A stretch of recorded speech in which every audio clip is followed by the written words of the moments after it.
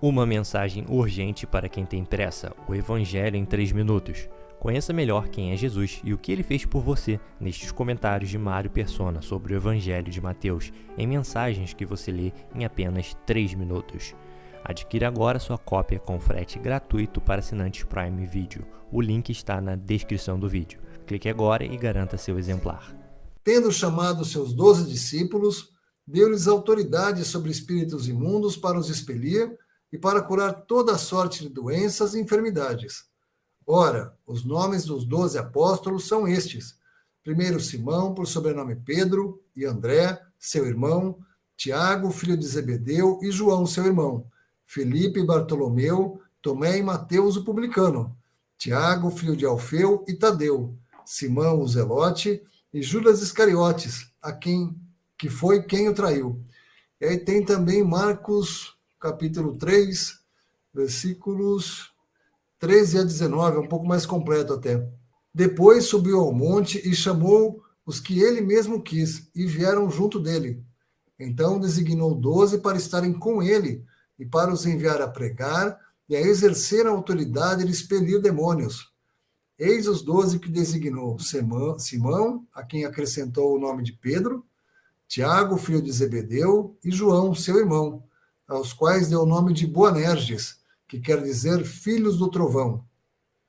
André, Felipe, Bartolomeu, Mateus, Tomé, Tiago, filho de Alfeu, Tadeu, Simão o Zelote e Judas Iscariotes, que foi quem o traiu. Quando nós falamos de 12 apóstolos, é importante entender um pouco do significado dos números na Bíblia. O número 12, ele representa governo, ação administrativa. Então você tem as 12 tribos de Israel e você tem os 12 apóstolos da igreja. E depois lá em Apocalipse você vai ter 12 mais 12, você vai ter 24 anciãos lá, citados, mencionados em Apocalipse. Então 12 não é necessariamente, nem sempre, né, o número 12, porque 12 é uma instituição. Isso que é interessante a gente entender.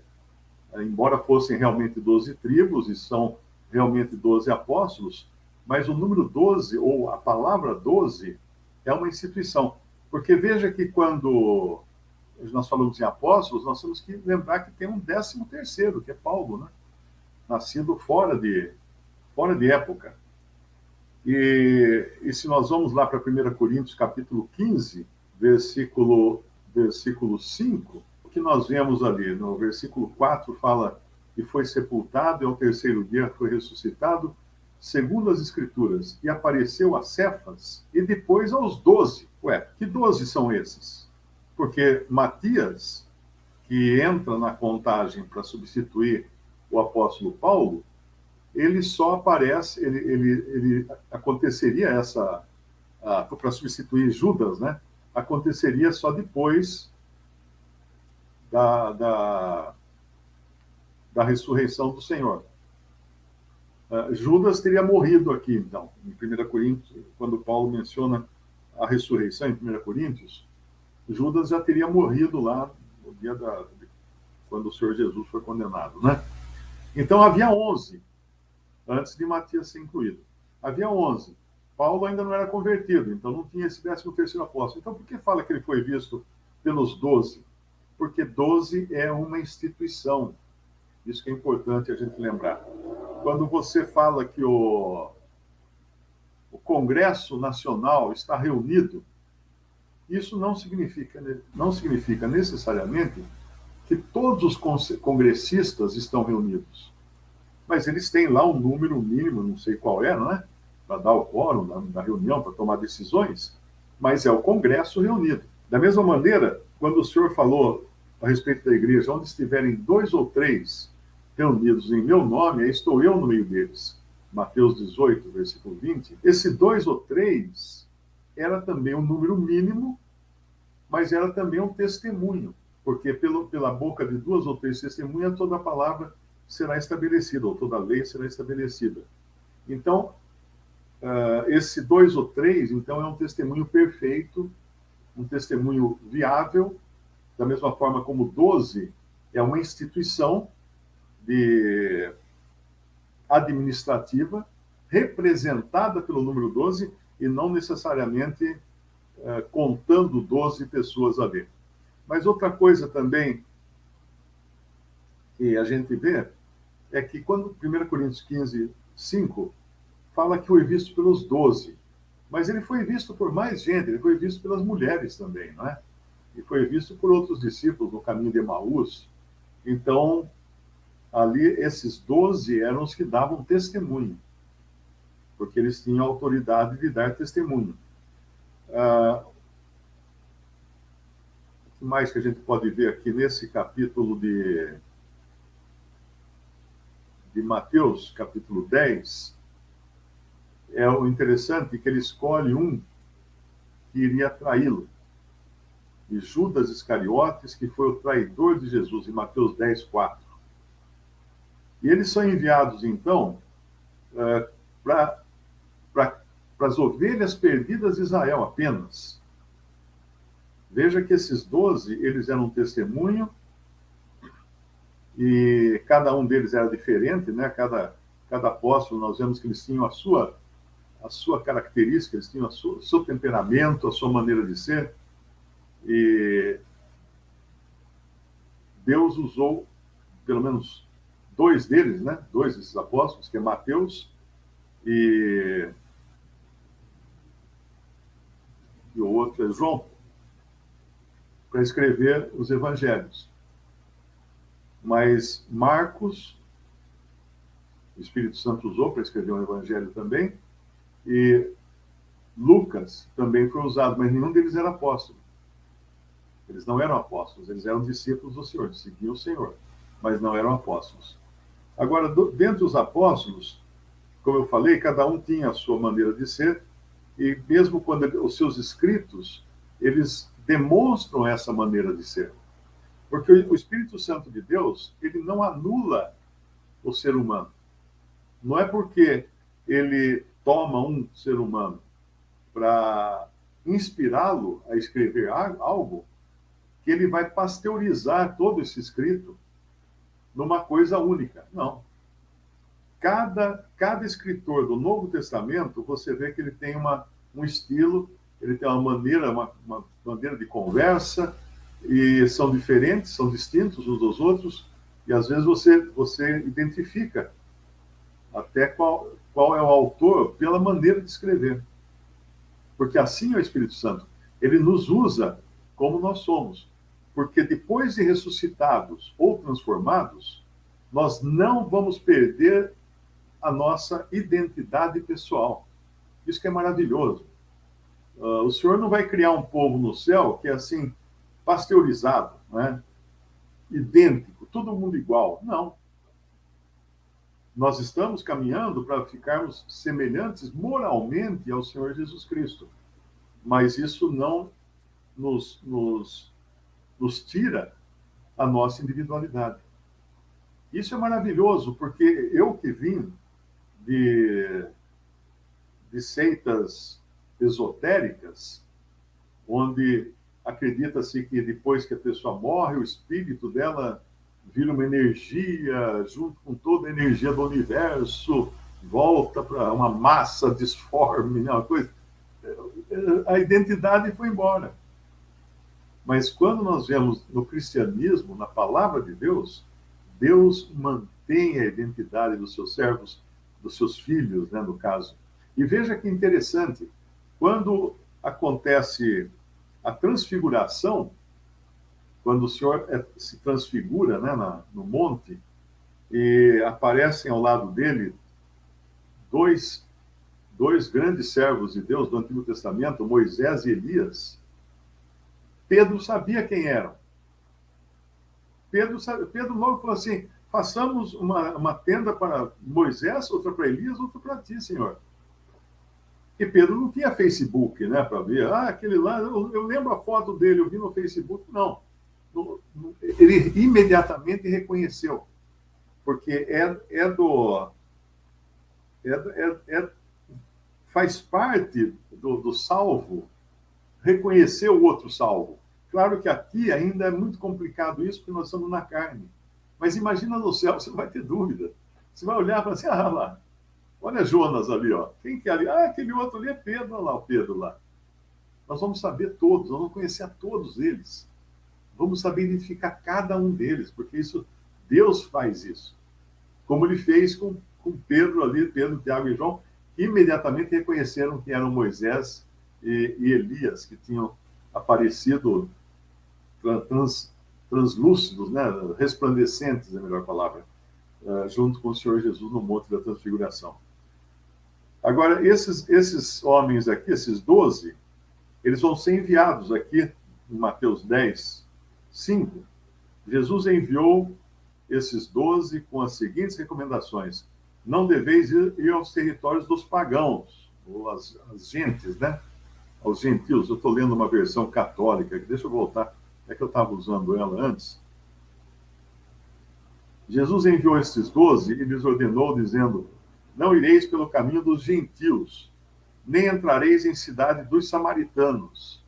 Alguém, esse comentário que eu fiz, alguém fala assim, mas você está lendo uma versão católica, Mário? O que é isso? Que heresia? Bobagem. Versões católicas têm muitas, são boas também. Se você tiver uma versão Ave Maria da Bíblia e tiver uma versão Novo Testamento na linguagem de hoje, jogue fora essa na linguagem de hoje. Pode jogar, não serve para nada. Tem erros horríveis ali. E leia a Ave Maria, que é muito mais fiel aos textos originais e que foi traduzida com muito mais temor de Deus no coração dos tradutores. É importante entender essas coisas, né? A pessoa fica fissurada no mundo evangélico. Não, mas essa Bíblia aqui é evangélica, essa é protestante, então é boa. Não é assim que funciona. Veja o estado que está hoje o cristianismo, e principalmente o cristianismo evangélico, também a cristandade evangélica, o buraco que se meteu, né? Quantos escândalos você vê hoje. Não está perdendo, não, pelo catolicismo romano. Está bem ali junto, andando junto. Então, quando ele fala, não ireis pelo caminho dos gentios, nem entrareis em cidade dos samaritanos, mas ide antes as ovelhas perdidas da casa de Israel, e indo pregai dizendo, é chegado o reino dos céus. Curai os enfermos, limpai os leprosos, ressuscitai os mortos, expulsai os demônios, de graça recebestes, de graça dai. Não possuais ouro, nem prata, nem cobre em vossos cintos, nem alforjes para o caminho, nem 2 túnicas, nem alpacas, nem bordão, porque digno é o operário do seu alimento. Em qualquer cidade ou aldeia em que entrardes, procurai saber quem nela seja digno, e hospedai-vos ali até que vos retireis. E quando entrares em alguma casa, saudai-a, e se a casa for digna, desça sobre ela a vossa paz, mas se não for digna, torne para vós a vossa paz. E se ninguém vos receber, nem escutar as vossas palavras, saindo daquela casa ou cidade, sacudi o pó dos vossos pés. Eu me lembro, irmão, que ele conta que logo depois que ele e outros se converteram, né, não entendiam nada de coisa nenhuma. Tinha um lá que já nem está mais junto, mas ele ia visitar alguém, se a pessoa não aceitasse o evangelho, na saída ele sacudia o pé, porque ele dizia que tem que sacudir o pó da sandália. Então, isso é não entender isso aqui. Aqui não é o tempo da igreja. Esses 12 apóstolos são 12 apóstolos judeus, seguindo um líder, um mestre, um rabi judeu, que é o Senhor Jesus, sendo instruídos a pregar o reino, não o evangelho, da graça. Eles não iam pregar assim, creia no Senhor Jesus será salvo. Não, eles iam lá pregar no reino. Falar assim, o reino é chegado o reino de Deus, como João Batista fazia. Arrependei-vos porque é chegado o reino de Deus. Por que arrepender? Porque os judeus, eles eram culpados, primeiro, de não terem guardado os oráculos de Deus, de terem rejeitado a lei e os oráculos de Deus. Segundo, eles eram culpados, seriam culpados aqui depois, né, mais tarde, de terem crucificado o seu Messias. Mas nesse momento eles eram culpados principalmente de não terem guardado a lei de Deus. Os que se arrependiam disso iam a João Batista para serem batizados. Então esse ministério do Senhor aqui não tem nada a ver com o cristianismo que nós conhecemos hoje, com igreja. Os 12 apóstolos não eram líderes da igreja, não eram bispos e qualquer coisa assim da igreja. Eram seguidores do Messias aqui na Terra. E eles recebem uma missão não de pregar o evangelho a todas as pessoas. Eles vão às ovelhas perdidas da casa de Israel. E vão pregar o que para elas? Indo pregar e dizendo, é chegado o reino dos céus. Por que era chegado o reino dos céus? Porque o rei estava ali. Aliás, tem uma versão que tem uma passagem que diz assim, o reino de Deus está dentro de vós. Se você tiver essa passagem, eu não lembro que versão que é, ou que passagem que é, o reino de Deus está dentro de vós. Risque e anote, o reino de Deus está entre vós. Importante isso daí, entender? Porque muita gente pensa, não, o reino de Deus está dentro de mim. Eu tenho que me voltar para dentro de mim, eu tenho que meditar, fazer meditação, porque o reino de Deus está dentro de mim. Não, não é isso. O reino de Deus está entre vós. Por quê? Porque ali estava o rei de Israel, não o rei dos cristãos. Jesus não é rei dos cristãos. Ele é rei de Israel. Ali estava o rei de Israel entre eles. E por isso que o reino era chegado. Era chegado, não era estabelecido ainda. Porque Cristo não tinha vindo em poder e glória e majestade para reinar. Mas ele, sendo o rei dos judeus, ele já estava ali no meio deles.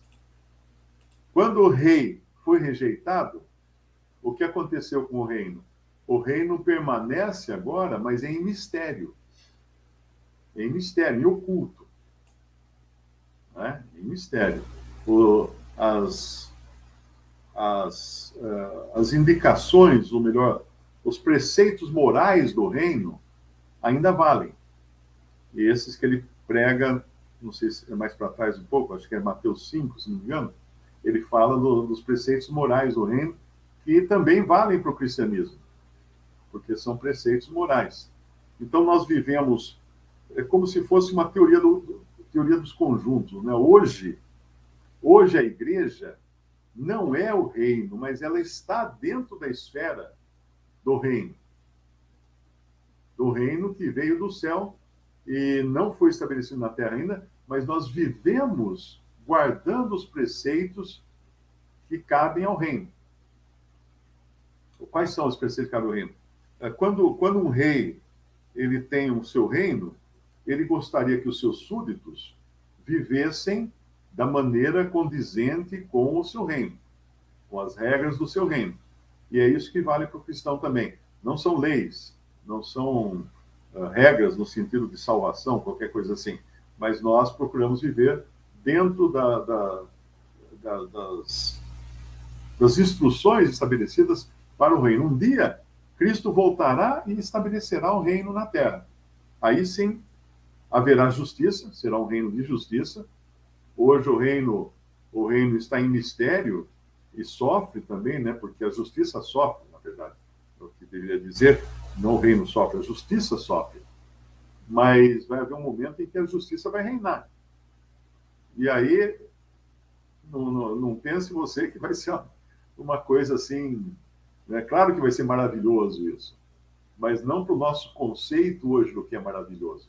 Porque hoje nós pedimos por justiça, mas para justiça sobre o outro lá, né? Não eu. Ele lá tem que andar de maneira justa.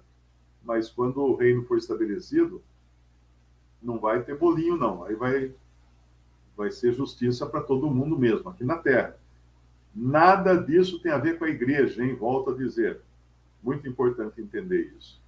Então, essas ordens que ele dá aqui são bastante restritas a Israel, aos judeus. Eles não deveriam e aos gentios, porque já deixa muito claro que não era o Evangelho da Graça que eles estavam pregando aqui. O Evangelho da Graça é ir por todo mundo, né?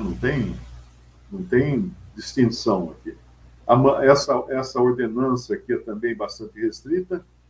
Depois ele vai dar outra, porque aqui ele fala para não levar ouro nem prata, nem cobre nos vossos cintos, nem alforjes para o caminho, nem duas túnicas, nem alpaca, nem bordão, porque digno é operar do seu alimento.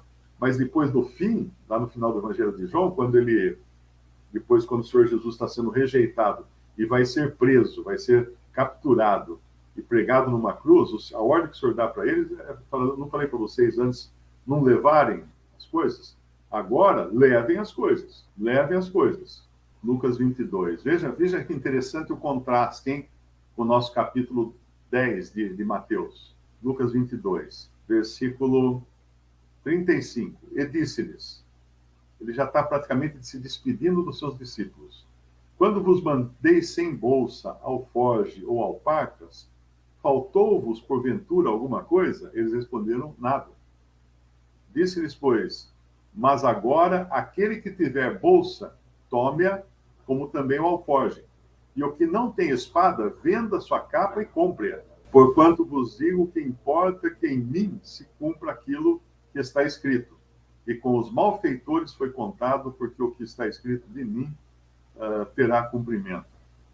Aqui, então, ele já mostrava que a situação tinha mudado completamente daquele princípio da missão, que era anunciar o reino, que o rei havia chegado, anunciar o reino, e então o próprio Senhor cuidaria para que as pessoas os recebessem, os alimentassem, dessem abrigo e tudo mais. Mas agora é aquele momento quando, depois da ceia,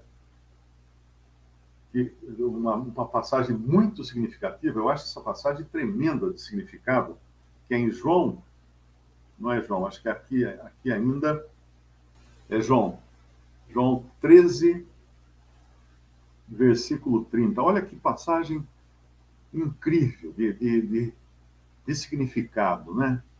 Eles estavam na ceia, versículo 30, João 13, 30. E tendo Judas tomado o bocado, saiu logo. E era já noite. Era já noite. Ali é a hora derradeira. Era noite. E essa noite se estende até hoje. É a noite da ausência do Filho de Deus no mundo. O Senhor agora está ausente nesse mundo. Muita gente não percebe isso, que ele foi embora. É claro que ele enviou o Espírito Santo.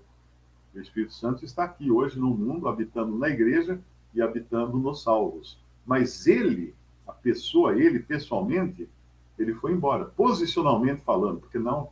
é claro que ele sendo Deus, ele é onipresente, né? Mas posicionalmente falando, ele foi embora do mundo. E quando sai o Senhor do mundo, o mundo vira noite. Era noite. Quando você olha tudo em volta e acha que as coisas estão desmoronando, o que é isso? É noite. Estamos vivendo de noite aqui. E aqueles que têm luz na sua habitação são apenas os que são filhos de Deus. O povo de Deus tem luz nas suas habitações, como tinha luz os hebreus no Egito, quando densas trevas caíram sobre todo o Egito, que ninguém conseguia sair de casa, ninguém conseguia enxergar nada, porque o cara não adiantava acender uma vela, que a vela não iluminava. Mas na casa dos hebreus havia luz. Essa é uma passagem muito bonita também, que você encontra lá em Êxodo. Então aqui nós temos agora esses apóstolos numa missão muito particular, para a gente não confundir, pensando que isso aqui é exemplo. Vamos sair então, vamos sair por aí sem levar nada. Vai parar na esquina ali, já não vai pegar o bonde, porque não tem nem o trocado para pegar o bonde, né? Não vai adiantar. Que nem tem alguns que fazem isso, né? Tem algumas seitas católicas ou cristãs que as pessoas saem, né, naquela de mendigos pelo mundo, baseados nessa passagem aqui. Então, é preciso entendimento da passagem da Bíblia para saber o que se aplica em cada tempo e lugar. Então, isso aqui não se aplica mais hoje para nós. Para nós se aplica aquilo que o Senhor avisou que ia acontecer. Que seriam perseguidos, assim como a mim me perseguiram, perseguirão a vós, ele falou para os seus discípulos, porque agora é noite. Uma mensagem urgente para quem tem pressa, o Evangelho em 3 minutos. Conheça melhor quem é Jesus e o que ele fez por você nestes comentários de Mário Persona sobre o Evangelho de Mateus, em mensagens que você lê em apenas 3 minutos. Adquira agora sua cópia com frete gratuito para assinantes Prime Video. O link está na descrição do vídeo. Clique agora e garanta seu exemplar.